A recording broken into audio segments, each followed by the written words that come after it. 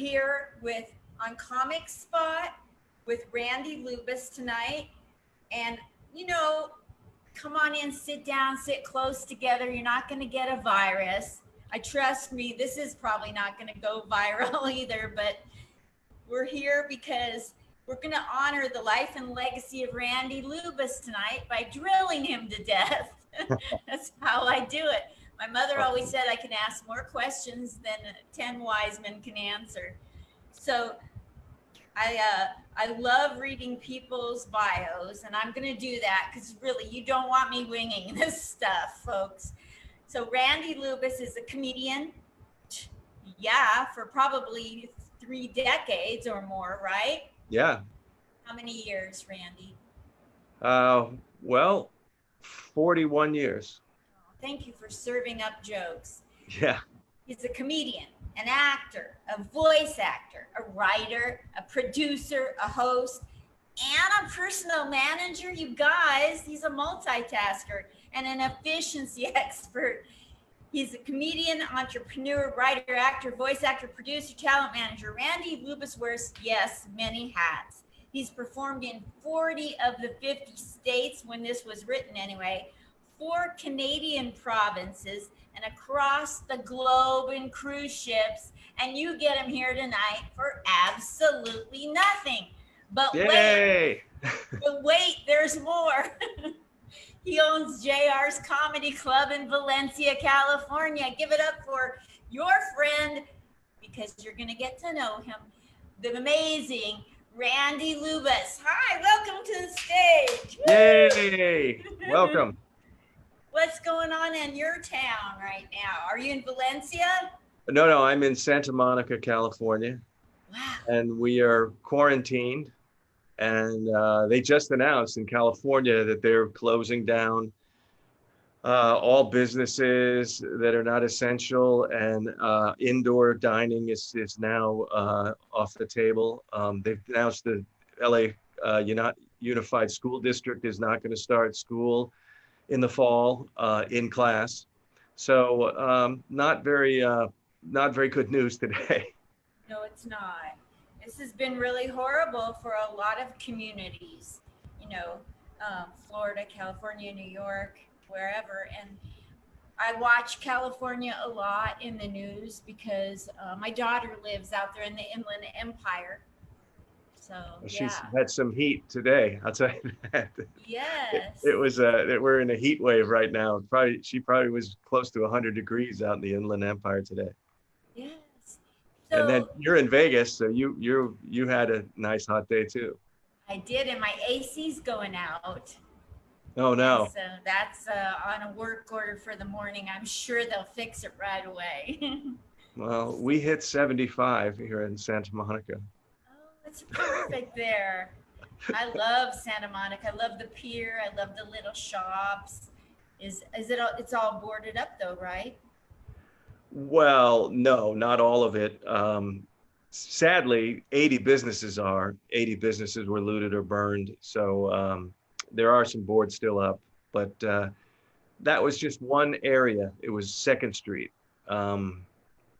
which was 2 blocks from where the protest was. 2 blocks to the east of it is where all the little shops and things were that got affected.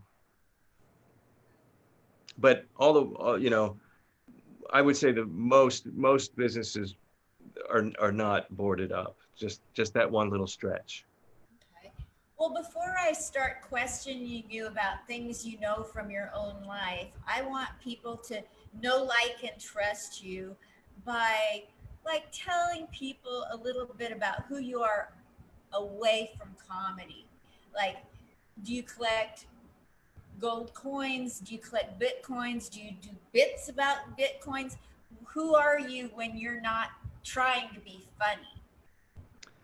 Well, my wife would tell you that I'm very quiet, and she would say that she doesn't even know I'm home a lot of the time because I'm quiet. I'll be in my office working or writing or doing something.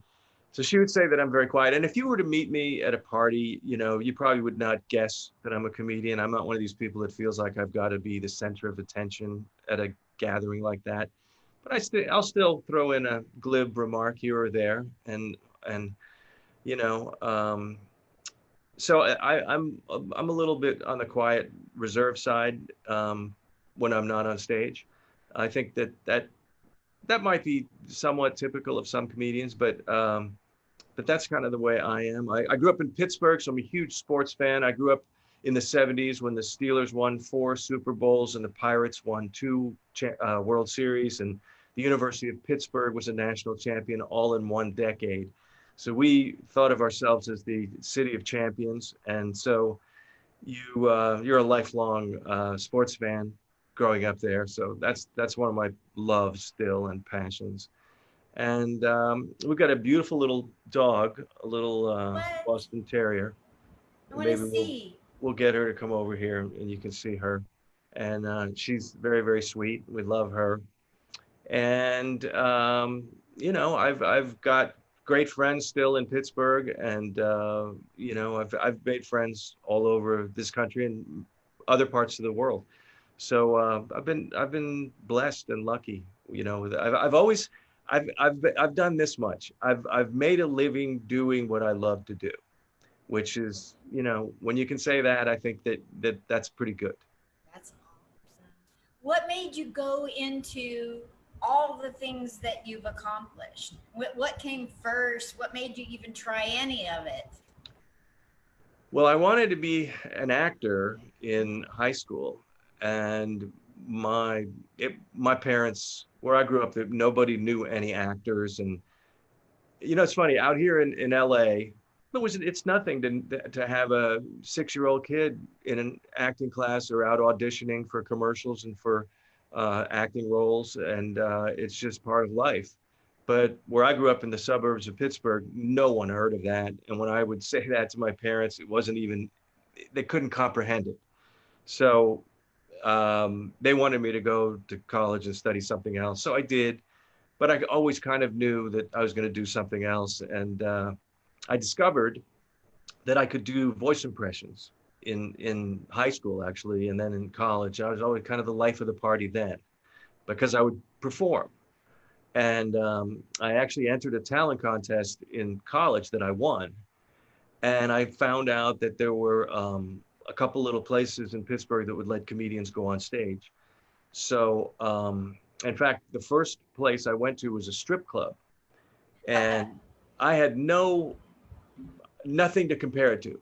So I had no idea whether it would be hard or easy or difficult or whatever. All I knew is that I got a chance to stand up there with a microphone and tell jokes and do my stand-up routine.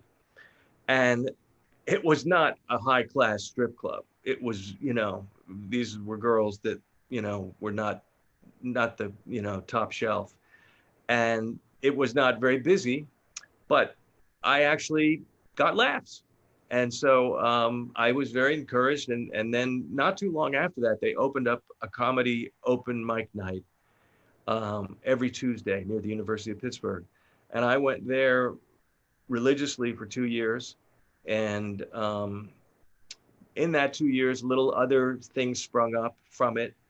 And they opened up a full-time comedy club in 1981 in Pittsburgh and hired me to be the house MC. So I quit my job and I had a full-time comedy job. And right at that time, there was an explosion of comedy clubs all over the country. They were opening up, pop, pop, pop, pop, pop. Every city was getting a comedy club. And they were exciting. I mean, when they opened up the Pittsburgh club, people were fencing tickets in front of it to get in the first weekend. It was like this new, incredible experience that no one had ever had. I mean, people had seen comedians like in larger venues, supper clubs, things like that. But in most parts of the country, no one had ever been to a nightclub that had just comedians. So it was very exciting. And it was a crazy, wild time for about 4 years. And the ultimate goal was always to get to New York or LA. And so I tested the waters in New York and tested the waters in LA, liked it better in LA. Came out here, immediately threw myself in acting classes, and then it became a catch-22 where you would stay in town till you ran out of money and then go out and make some money as a comic, but come back and hope to land an acting job.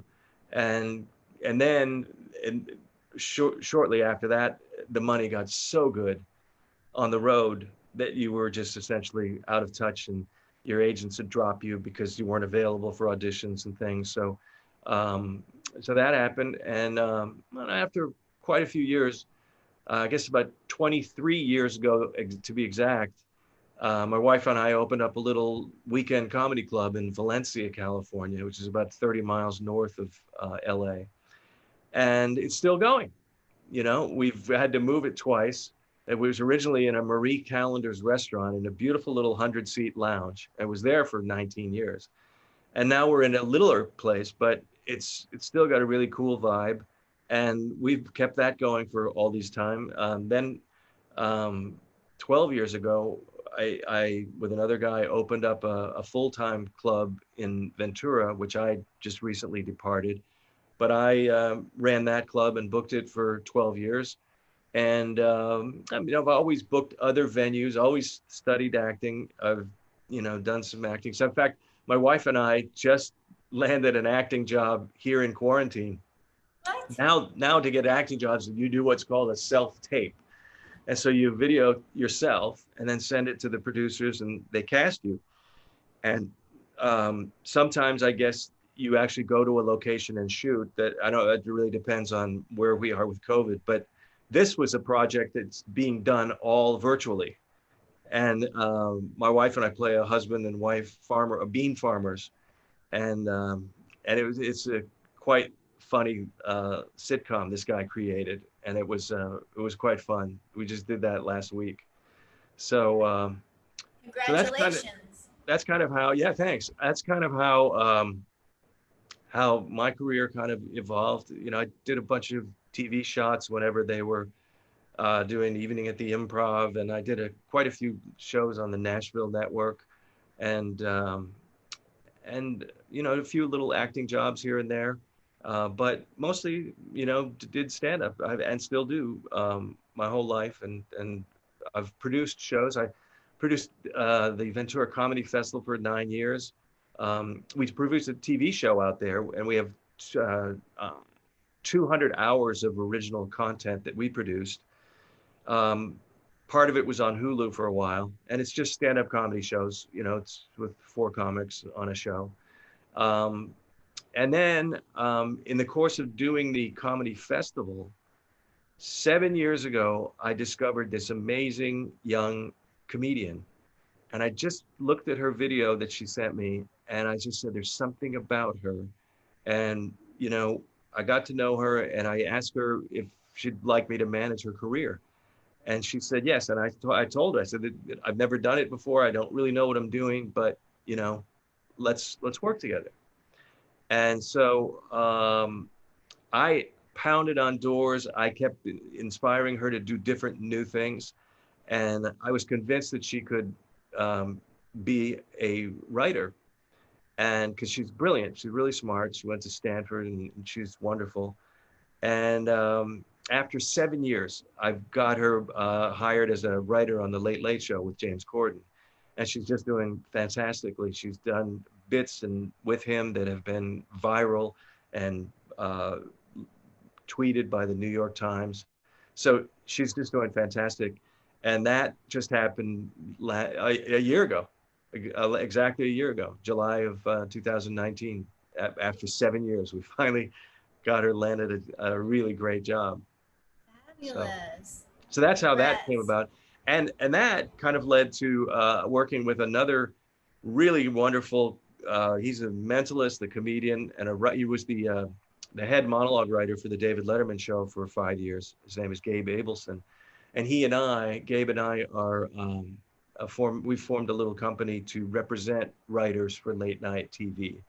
And that's just started as the pandemic came. So we're just, getting started with it, but we're looking forward to that. And then we were just supposed to open another little comedy club in Simi Valley on March 28th, and that got put on hold.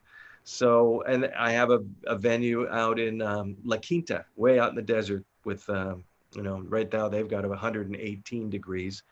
But we did it for a year. We've done shows there, and we'll probably start up when things settle down. So lot of things still going on, but a lot of, waiting in place, Wow. Speaking of Gabe Abelson, I interviewed him the other day, and he mentioned his father was a World War II veteran. And I always ask everybody, well, what were they doing when the announcement came that the war was over? And he said, well, my dad, he, did some work. He was on a ship, a merchant ship. And I said, oh, that my parents came over here from Germany, from Hitler, on a merchant ship, the SS Marine Perch. And his chair went back 6 feet in the room. He grabbed his head and went, and that was the ship his dad was working on all the Wow. time. So my parents at one point were on the same ship with his dad. Wow. What year did your parents come over? I think that they came over in 46, but Oh, I okay. could be wrong. My sister was born in June of 47, and I think they got here. I could be wrong. She was born in June of 47, and maybe they left late 46 and got here early 47. I'm not positive. Okay. My father was in the Army Air Force, and he flew 30 missions on a B-17 as a radio operator and a waist gunner. And he was awarded the Distinguished Flying Cross, and he is remembered on the Wall of Valor at Soldiers and Sailors Hall in Pittsburgh. And he he stayed in Europe after the war because they were moving the planes around and working on them and trying to decide what they were going to do with that whole fleet of B-17s. So he stayed for like I think another year in Europe before he came back to Pennsylvania, where he was from. But it was funny because he didn't really talk too much about it. Um, there was one particular mission where his plane was the only one in the squadron that made it back, and it was hit. And my father had to go to the back and try to provide the tail gunner got hit with shrapnel, and my father provided him first aid and tried to save his life. And unfortunately, the man didn't make it. But 40 years after that, they had a reunion of his crew, and one of them had kept a diary of all the missions, and they all got together and they read the diary and sat around. I wasn't there to witness it, but they sat around and read it, and all of them had kind of been the same. They didn't talk about it much, and they were really, had a catharsis together and remained friends for the remainder of all of their lives. So it was quite something. So my father was a hero in many ways, but that was just one. Well, thank him. You can still thank him for his service by saying his name out loud. What was his name? Joe Jo- Lubas. Joe Lubas. Sometimes I go to veteran cemeteries and I go up to every grave and say every name out loud and say thank you for your service. I don't know if they're hearing it, but I'm getting karma points. I know that. I think they are. I think they are. Yeah. Yeah. If it wasn't for people that were brave, where would we be? So thank. I'm And so. you think that, my father was probably very early 20s when he was there, maybe 21, 22. Um, and it's just sometimes it's mind-boggling to imagine what people summoned the strength to do, but they did, and and they prevailed. A lot of people in your father's and my father's era went through unspeakable things, and there weren't diagnoses out there, and there wasn't cutting edge technology for treatments, and a lot of people who were wounded in war in different ways uh, fought things and held them in. Yeah, Held them yeah, in, that's never true. spoke. I had a grandfather that during World War, he's Jewish from France, and so he was moved to Germany. And during the war, he drove a jeep for a commander. I don't know who, and he had to tend graves during the war. That was his job function during the middle of the war. He was out grave tending, and he never spoke. When they came here to America, I never heard my grandfather say a peep, not Yeah. a peep, And not at all. a lot then, became alcoholics and had trouble, you know, getting back into society. And there was no help for them, not much help for them in those days. But yeah, there was they mean it when they say it was the greatest generation, that generation of people. And my father was the first Lubas born to very poor immigrant people. His parents spoke no English, and he was brilliant. My father, was first. Then he was able to go to college on the GI Bill. So when he got back, he became an engineer and dedicated his life to providing for our family, and that was of most importance to him. So, you know, uh, it, it it was an amazing era, and I'm grateful for having a great mother and father. What was your mother like? My mother, my mother was funny. She was very she purposely would do little malaprops. She pronounce words the wrong way and say things, and sometimes it was on purpose, sometimes it wasn't, but it was frequently funny. And my sister and I would laugh about it. In fact, when my father was put in the hospital, um, he he had an issue. It wasn't when he toward the end, but right about 10 years before he died, he had a heart problem. And they my sister met her at the hospital, and my mother says to my sister, "Oh, Amy, whenever I saw them bring your father in on that Guernsey, I about died." And my sister and I still laugh about it.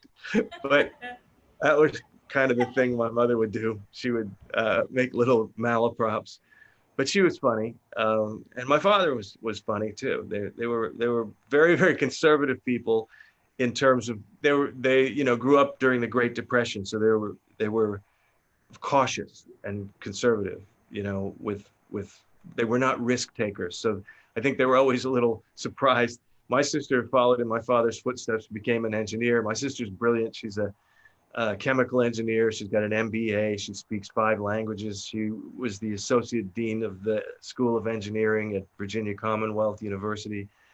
Uh, and I went and became a comedian. So it was a little bit of a contrast between the two of us.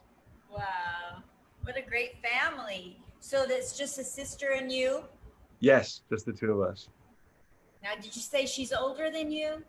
Yeah, she's a year older than me. Okay, cool. So you went into comedy and you did some acting and voice. Talk to me about all the facets of your career. Voiceover. Uh, how in the world did that happen? Just because you have a good voice, or because you had impersonations you did, or voices you could do? Well, most of the voiceovers that I did early were for comedy clubs, and so I would do them, radio commercials, voiceovers for the radio commercials, and some of them had character voices, and some were just me. Um, and then more recently, actually, in the last 2 years, I got a really great voiceover agent here in Los Angeles, and I've been auditioning for lots of different projects for that.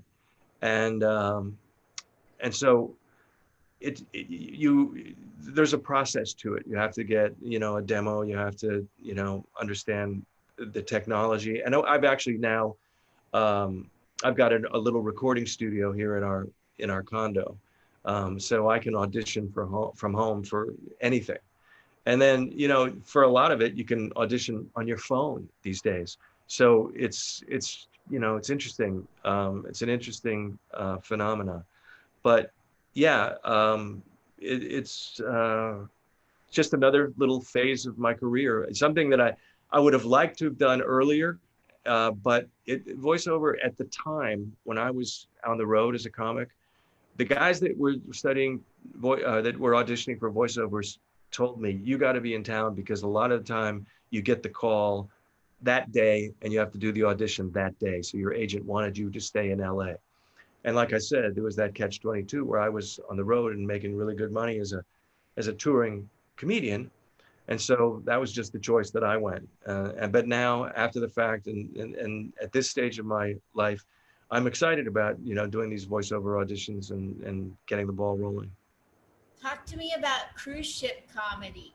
You've been around the world. Your comedy's made Uh, it around the world. oh yeah, I've done lots of cruises, and they're challenging. I did what were called the exotics. I did 26 10-day cruises in French Polynesia, all around Tahiti, Bora Bora, and it was on a very small ship. And there were a lot of non-English speaking people, um, a lot of elderly people. So it was challenging. You would have to figure out a way to entertain those people. Um, so, but and it's funny because it was taking place right before the Ventura Club opened, and I kind of was taking it for granted that there I was making good money, sitting on a cruise ship in Tahiti, only having to work 2 days out of 10, and coming home, and then I traded that in for working 80 hours a week, operating a comedy club. So I kind of, after about 5 years of that, I kind of started missing it, the cruising. But I've Yes. been all over the world on the ships, and they can be small 600 passenger ships all the way up to 3,000 passenger ships. And they vary, depending. They're saying in the cruising, the longer the cruise, the older the passengers. So if it's, when you go to a 10-day cruise, they're getting older. If it's a 2-week cruise, they're very old. And if it's a world cruise, there's a lot of people pulling oxygen bottles and, walkers and wheelchairs. And so, it's challenging, but, once you get the hang of it, it gives you an opportunity to see the world, which is what it did for me. And I was grateful. I may do it again, but we'll see. Who knows? I mean, right now it's a little scary thinking about cruise ships. I would not want to have been one of those people that had to sit out there for, what it was, 40 days on the ship afterward because they were quarantined. I was thinking to myself, could you imagine if you had split up with your significant other and already paid for the cruise and said, what the heck, we don't even have to hang out together. Let's just go take the cruise. And then you got stuck for 40 days with that person who you had Oh my broken up with. God. That would be something. I wonder how many people made up just because they thought it was going to be the end of the world. Yeah, that's right. I have no choice at that point. Wow. So so you're going to be opening hopefully in Simi Valley, an additional comedy club. You're going to continue voiceover and probably acting. And how has the pandemic made you a better human, a better husband?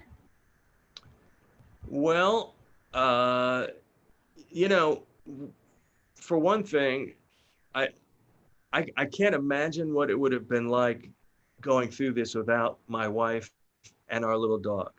We, I, I say that, my wife, the little dog Bella, and I spent the months watching Netflix and arguing about who passed gas. And our dog Bella usually lost those arguments. Um, but I'll tell you this story. We watched this show on Netflix called What If? And the premise of this show, Renee Zellweger plays a billionaire capital venturist. And this married couple show up, and the woman has created a medical technological breakthrough, but she needs startup money. So she pitches this to Renee Zellweger. Renee Zellweger agrees to give her $80 million with one provision. The provision being that Renee Zellweger gets to sleep with the woman's husband. Oh. And I'm sitting here with Diana watching it, and I turned to her and I said, honey, for $80 million, would you allow Renee Zellweger to sleep with me? And she looked at me, and a tear came to my eye when she said, I'd have to get the money up front. So I think Diana would tell you one of the things that has made us do it is that we make each other laugh. She's And funny. so that's been what's gotten us through it. You know, we have fun. That's great. Oh my gosh, you're very blessed to have a wife who is supportive and is like a partner in comedy with you like that. Well, my wife is a wonderful actress, and I think that part of our understanding each other is that we both have what's known as the artist soul. And when I talk about the artist soul, it's what the artist soul is that there's two words, show and business. Everybody loves the show. The business is very, very hard. But the people that have the artist soul is they're unable not to continue. They're, they can't stop. They cannot pause their the meaning of their driving ambition toward what they want. And so you understand that, and you understand disappointment, because that's a regular, consistent part of life in show business. And the disappointments get bigger and harder and more difficult and more painful. And over time, when you have that support system of another person that understands it and loves you and shares in your disappointment, I think she and I are more disappointed for each other than for ourselves when something happens. And so that bonds you with a wonderful love. Wow. That's a special, special bond. That's It what is. every really people do a lot of joking, but I think everybody is looking for love or connection where they're appreciated and loved as much as they can love. So Yeah. you're very blessed to have found that and kept it. Oh, I believe I am. Yeah, that's Yes. true. You're a wonderful person to get to know. I'm so glad I've had this. I hate to copy Carol Burnett, but I'm so glad we had this time together. Me too. Me too. I remember when we were in Vegas together, and hopefully I'll be back there soon. Hope so. Hope the things open up a little bit, and maybe you know maybe before the end of the year things will Yes, be getting a little bit back to normal. yes. They keep Hope like so. getting one foot in the water and oops, too cold, in and Yeah, out. that's Yeah. right. Hopefully we'll just get through this safely and start back up. We don't know Well, where we're at right now. None of us got a manual on how to go through a pandemic. no, no, and I think that it really depends where you are. I talk to people all over the states, and there are other places where it's not nearly as bad. It hasn't affected life as badly as it has been out here. And a lot of people, I mean, most people, I think, obviously, most people are back to work or able to work or working out of home. But so many people in what we do are are unable to work. So it's funny because my large circle of friends are all sort of in this same limbo, but many of my other friends, it's not as big a deal because they're working. Their life hasn't changed all that much. So, but we the artists out here have been hit hard. You know, Kicked in the gut. yeah, missing what it is we love to do. I mean, it isn't even know so much about money all the time. It's what you're meant to do, what your driving forces in life. To Exactly. somebody pulls that from you. Yes, it tells you you're not essential. That's like, what? How can Right. you say that? Comedy is so, right now, that's what everybody needs is comedy, but I get it. It's just hard to hear it. We'll have it back. We'll have it back, and it'll be strong when it comes back. People, Good, people will come out in droves. I think. Well, as soon as it's safe and people know that, I think it's going to be stronger than ever. I do. good. That's hope. You heard it Yeah. from Randy Lubas here, you And I guys. want you to know that I have been optimistic and thinking positive the whole time.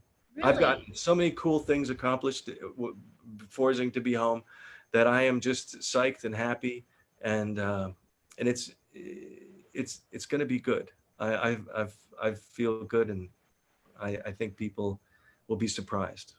Good. Let's all hang in there. We can make Yeah. it through this. You know, I don't know how comforting it is that we're all in this together. I mean, I don't like being in something with everybody else. I'm not that social. You know, it's like, could you quit saying we're all in this together and like, let me No, figure it out? I know, I hear exactly what you're saying, and I think that it's all of our own individual responsibilities to be self-reliant and figure out way to stay productive, ask for help when you need it, and there'll be someone to help you. That's,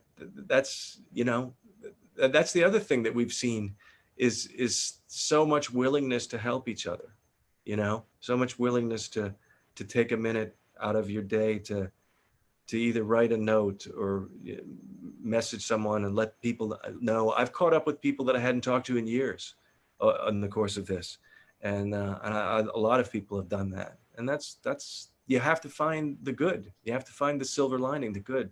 You know. Yes. Yes.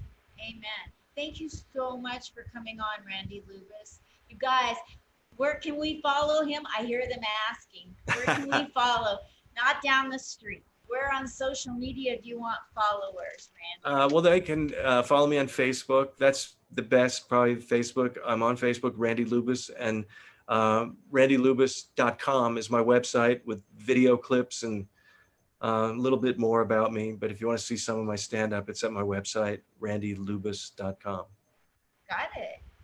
And whenever, now that you're a graduate like Sinbad is of Comic Spot, I got to drop a name. Yeah. What's a I girl? remember I remember Sinbad when he was first starting out, and everybody knew this guy had such a charisma that he was going to be a star. I mean, he from the first couple times that he was on stage, he could just talk about what happened that day, and it made it funny, and everybody could see it. Yeah, that was way back in 1982 or 83. Very beginning of the boom, right? Yeah. Wow. You know, when I was interviewing him, he was just talking things that came up that I'd ask a question and he didn't go into comedy shtick. He just was conversing, but the way he thinks and converses is just like what he does on stage. I Hmm. think his mind thinks the way he delivers. Is that possible that he's Yeah. just that way? That's the way it seemed back then, Yeah. He didn't have to try to be authentic. He just was being it. Right, right.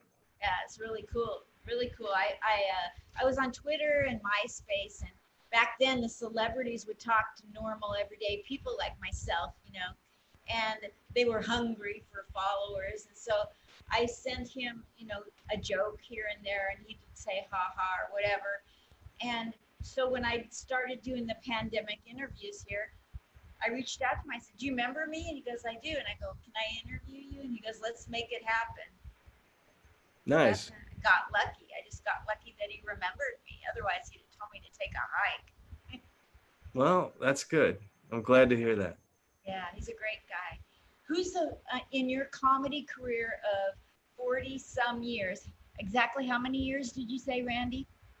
Well, I guess I started in 79, so that'd be 41 years. In 41 years, what's your favorite moment? My favorite?